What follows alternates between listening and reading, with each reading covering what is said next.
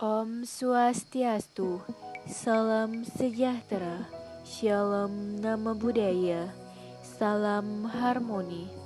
Baik, perkenalkan saya Nimade Dwi Kartikasari dengan NIM 2011031122 dari kelas 1C, Prodi Pendidikan Guru Sekolah Dasar, Fakultas Ilmu Pendidikan, Universitas Pendidikan Ganesha. Baik, pada kesempatan kali ini saya akan menyampaikan salah satu materi dari mata kuliah wawasan kependidikan, yaitu mengenai spektrum pendidikan di Indonesia dengan subtema yang pertama sistem pendidikan di Indonesia, yang kedua masalah pendidikan di Indonesia, yang ketiga sistem pendidikan Indonesia dengan negara lain. Adapun spektrum pendidikan Indonesia, seperti yang kita sudah ketahui, pendidikan adalah salah satu aset paling berharga yang bisa dimiliki seseorang. Dengan memiliki pendidikan yang tinggi, otomatis ilmu yang dimiliki juga akan bertambah luas pula.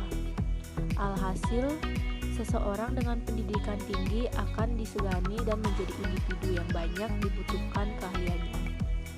Lalu, bagaimanakah sistem pendidikan di Indonesia? Di Indonesia sendiri, sistem pendidikan yang masih membutuhkan banyak sekali pembenahan di berbagai aspek. Meski pemerintahan telah berusaha sekuat tenaga untuk menyempurnakan sistem pendidikan, tak bisa dipungkiri lagi jika masih terdapat beberapa kelemahan di beberapa sisi. Seperti yang sudah kita ketahui, mengatasi masalah pendidikan memang tidak semudah membalikan telapak tangan. Adanya ketimpangan pendidikan karena efektivitas serta efisiensi yang kurang masih gampang ditemui, gaya pengajaran yang kurang kreatif, dan hanya menumpukan pendidikan pada sistem hafalan tanpa memahami juga menjadi masalah yang sejak lama belum ditemukan jalan keluarnya. Oleh karenanya, dibutuhkan perombakan yang berani agar kualitas pendidikan di Indonesia dapat menunjukkan tren yang positif. Barulah dengan begitu, Indonesia dapat bersaing dengan negara lain dalam hal pendidikan serta menghasilkan sumber daya manusia yang berkualitas. Adapun sistem pendidikan di Indonesia yang telah dilaksanakan oleh pemerintah. Yang pertama ada sistem pendidikan Indonesia yang berorientasi pada nilai, yang dimana sistem pendidikan ini telah diterapkan sejak sekolah dasar. Di sini peserta didik diberi pengajaran seperti kejujuran, tegang rasa, kedisiplinan, dan masih banyak lagi. Nilai ini disampaikan melalui pelajaran pendidikan kewarganegaraan. Bahkan nilai ini juga disampaikan di tingkat pendidikan menengah dan pendidikan tinggi. Yang kedua yaitu Indonesia menganut sistem pendidikan terbuka.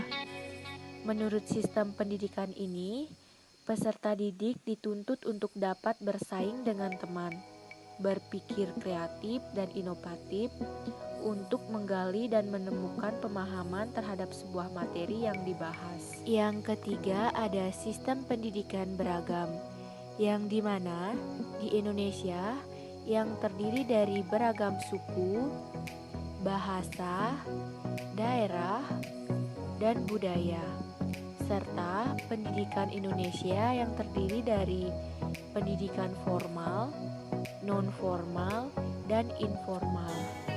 Yang keempat ada sistem pendidikan yang efisien dalam pengelolaan waktu. Sistem ini dalam proses belajar mengajar biasanya waktu yang diatur sedemikian rupa agar peserta didik tidak merasa terbebani dengan materi pelajaran yang disampaikan. Yang kelima ada sistem pendidikan yang disesuaikan dengan perubahan zaman. Dalam sistem ini, bangsa Indonesia harus menyesuaikan kurikulum dengan keadaan saat ini. Oleh karena itu, kurikulum di Indonesia sering mengalami perubahan atau pergantian dari waktu ke waktu hingga sekarang Indonesia menggunakan kurikulum K13, yang mana wujud dari perubahan dan revisi dari KTSP atau kurikulum 2006. Perubahan kurikulum dari waktu ke waktu yang disesuaikan dengan keadaan pendidikan sekarang, memperbaiki sarana prasarana, mengevaluasi kinerja tenaga pendidik. Selanjutnya, masalah di bidang pendidikan. Permasalahan yang dihadapi bangsa Indonesia di bidang pendidikan mencangkup 3 pokok hal, yaitu yang pertama, pemerataan pendidikan. Saat ini bangsa Indonesia masih mengalami masalah di bidang pemerataan pendidikan, terutama pemerataan di bagian barat dan timur Nusantara ini. Hal tersebut dikarenakan pendidikan di Indonesia hanya dapat dirasakan oleh kaum menengah ke atas, fasilitas yang kurang memadai, serta aksesibilitas yang tidak mendukung untuk melaksanakan pendidikan. Selanjutnya, yang kedua yaitu biaya pendidikan. Keadaan ekonomi di Indonesia yang semakin terpuruk berdampak pula pada pendidikan di Indonesia. Banyak sekali anak yang tidak dapat mengenyam pendidikan karena biaya pendidikan yang mahal. Maka dari itu, agar bangsa Indonesia tidak semakin terbelakang, pemerintah mengeluarkan dana BOS yang diberikan kepada siswa dengan membebaskan biaya SPP. Dengan dikeluarkan kebijakan tersebut, diharapkan semua pendidikan dapat dirasakan di semua kalangan masyarakat Indonesia. Namun nyatanya hal ini belum sepenuhnya dapat dirasakan oleh siswa yang berada di wilayah pedalaman. Masih ada saja sekolah yang dapat dikatakan tidak layak untuk dijadikan tempat belajar. Selanjutnya, yang ketiga yaitu kualitas pendidikan, yang dimana permasalahan yang paling mendasar adalah masalah mutu pendidikan. Karena sekarang ini pendidikan kita masih jauh tertinggal jika dibandingkan dengan negara-negara lain. Hal tersebut dibuktikan dengan banyaknya tenaga pendidik yang mengajar namun tidak sesuai dengan bidangnya. Selain itu, tingkat kejujuran dan kedisiplinan peserta didik masih rendah. Misalnya, adanya kecurangan yang dilakukan saat mengikuti ujian nasional. Peserta didik cenderung pilih mendapat jawaban secara instan, misalnya dengan membeli jawaban soal ujian nasional. Selanjutnya yaitu sistem pendidikan di negara lain, seperti penerapan sistem pendidikan terpadu di Eropa, yang dimana sudah menjadi rahasia umum jika negara yang berlokasi di Eropa Utara tersebut dikenal sebagai negara dengan sistem pendidikan terbaik di dunia. Salah satunya Finlandia, dikenal sebagai negara dengan kualitas kurikulum pendidikan terdepan, dengan tingkat kelulusan tes internasional yang paling tertinggi di dunia. Finlandia berhasil memuncaki indeks pendidikan dari negara di seluruh dunia. Selanjutnya yaitu penerapan sistem pendidikan terpadu di Asia, seperti Korea Selatan yang berani mengelontarkan anggaran besar-besaran demi memiliki sistem pendidikan terpadu. Anggaran pemerintahan untuk memajukan sistem pendidikan digunakan pada sektor sarana, prasarana, dan evaluasi agar mutunya tetap terjaga. Pemerintah Korea Selatan menganggap bahwa kualitas pendidikan masyarakatnya mempengaruhi kualitas negara secara menyeluruh. Jadi, semakin baik sistem pendidikan yang diberikan, semakin bagus pula kualitas negara tersebut. Selanjutnya yaitu negara Jepang, juga tidak kalah ketat dalam menjaga kualitas pendidikannya. Tak hanya pendidikan formal seperti sains, eksakta, beberapa tahun pertama sekolah di Jepang lebih menekankan pada pembangunan karakter. Kurikulum yang diacu oleh pemerintah Jepang juga lebih menonjol ke kinerja kelompok daripada individu. Selanjutnya yaitu Singapura.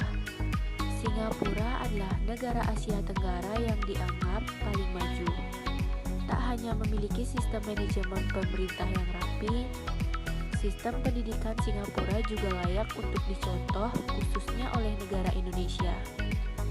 Sistem pendidikan di Singapura tidak mengekang siswanya untuk mempelajari materi yang tidak diinginkan dan mungkin tidak dibutuhkan di masa depan. Jadi, sekolah bukanlah suatu hal yang dipaksakan dan ilmu yang didapatkan siswa cocok dengan cita-cita yang diinginkan diraih nantinya. Selanjutnya yaitu penerapan sistem pendidikan terpadu di Kanada dan Selandia Baru. Sistem pendidikan di Kanada juga diatur dan dijalankan oleh pemerintah daerah. Pemerintah tingkat provinsi di Kanada memiliki tanggung jawab penuh atas sistem pendidikan yang dicanangkan di wilayahnya. Oleh karenanya, setiap provinsi di Kanada memiliki metode pembelajaran yang berbeda satu sama lain. Meski tidak menerapkan sistem resmi di institusi pendidikannya, pemerintah Kanada menjamin bahwa warganya akan mendapat pendidikan yang dibutuhkan. Untuk itu, lembaga pendidikan seperti sekolah dan perguruan tinggi di Kanada memiliki mutu serta standar yang cukup tinggi. Selanjutnya yaitu Selandia Baru, yang dimana memiliki sistem pendidikan yang mirip dengan Indonesia. Selandia Baru mencanangkan sistem pendidikan dari jenjang usia dini, menengah hingga pendidikan tinggi. Namun, Selandia Baru ini berhasil merancang tujuan pendidikannya untuk bisa mengembangkan kualitas siswa serta kemampuan orientasi yang dimiliki. Dengan begitu, siswa sekolah di Selandia Baru dapat berfokus untuk meningkatkan kecerdasan, karakter, dan kemampuan praktikal mereka yang dibutuhkan di masa depan. Nah, dari apa yang kita bahas tentang sistem pendidikan di Indonesia tadi, semoga bermanfaat ya, dan semoga kita semua dapat memajukan dan melancarkan pendidikan di Indonesia agar menjadi lebih baik ke depannya. Sekian yang dapat saya sampaikan. Mohon maaf apabila banyak kekurangan dan kesalahan. Terima kasih. Om Santi Santi Santi Om.